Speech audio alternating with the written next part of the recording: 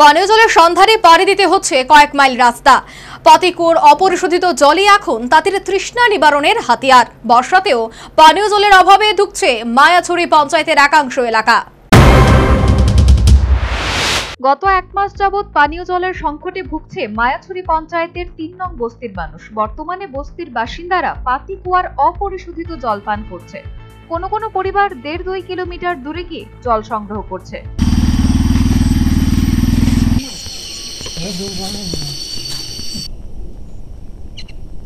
Durgachamani RD ব্লকের অধীন মায়াছড়ি পঞ্চায়েতের ৩ নং বস্তি। বস্তিতে ৬৭টি পরিবারের বসবাস রয়েছে। তাদের জীবন জীবিকা নির্বাহ হচ্ছে চা শ্রমিকের কাজ করে। মায়াছড়ি পঞ্চায়েতের এই বস্তিতে গত এক মাস যাবৎ পানীয় জলের সংকট দেখা দিয়েছে। জলের উৎসগুলি বিকল হয়ে পড়েছে। বস্তিতে একটি পাম্প মেশিনের জলের উৎস ছিল। সেই জলের উৎস বস্তির পরিবারগুলির চাহিদা মেটাতো। গত এক মাস আগে পঞ্চায়েতের নির্দেশে জলের মেশিন তুলে নেওয়া হয়। এরপর থেকে বস্তিতে জলের তীব্র সংকট দেখা দেয়। এরপর বাধ্য হয়ে পাতিকুয়ার অপরিশোধিত জল পান ও ব্যবহার করছে এলাকার বাসিন্দারা। জলজীবন মিশন স্কিমের মেশিন বিকল হয়ে পড়ে। অনেক বস্তির রাস্তার পাশে জলের ট্যাঙ্ক বসানো হয়, কিন্তু জল নেই বললেন বস্তির শ্রমিক মানুষ। মাছ ধরে জলেই পাওয়া যায় না, জল না পাই আমরা বহুত দূরে গিয়া যাইতেছি জল আনতে। অত দূর থাকি জল আনিয়া খায়া আমরা কাজ যাইতে যাইতে আমরা বাগান থাকি ঘুরাইয়া দিই। বৃষ্টির লাগে কুয়াতে জল ঢুকিয়া যায়,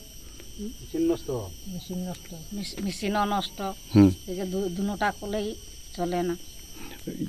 এরপর এখন কিভাবে জল ব্যবহার করতেছেন? জলেই খাইতে আসি, আর কি করবো, খায়া আসি। এ বিষয়ে মায়াছড়ি পঞ্চায়েতের উপপ্রধান সব্যসাচী গোয়ালার কাছে জানতে চাইলে তিনি বলেন, গত ৫ বছরে ৩টি জলের উৎস বসানো হয়েছে। এখানে বিদ্যুতের সমস্যাও রয়েছে, প্রায় সময় লো ভোল্টেজ থাকে। তবু DWS দপ্তরে জানানো হয়েছে তারা আজকালকের মধ্যে মেরামত করবে।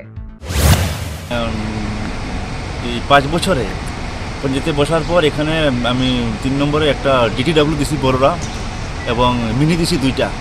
এরপরে সেখানে কারেন্টের প্রবলেম আছে এবং লো ভোল্টেজ হাই ভোল্টেজের জায়গা আবার ডিপার্টমেন্ট DWS যায় ঠিক করে। গত ১৪ দিন গিয়ে ঠিক করে আইছে, আবার বৃষ্টি বাদলের কারণে কারেন্ট এখানে ফল্টি মারে।